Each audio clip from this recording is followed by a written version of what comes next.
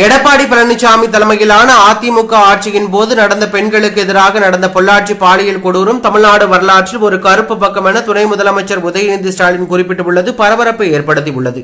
இது தொடர்பாக அவர் வெளியிட்டுள்ள எக்ஸ் தள பதிவில், இன்று நினைத்தாலும் மனம் பதைபதைக்கும் பொள்ளாச்சி பாலியல் கொடூர வழக்கில் அதிமுக நிர்வாகி உள்ளிட்ட 9 குற்றவாளிகளுக்கும் சாகும் வரை ஆயுள் தண்டனை கிடைத்திருக்கிறது. எடப்பாடி பழனிசாமி தலைமையிலான அதிமுக ஆட்சியின் போது நடந்த பெண்களுக்கு எதிரான இந்த கொடூரம் தமிழ்நாடு வரலாற்றில் ஒரு கருப்பு பக்கம்.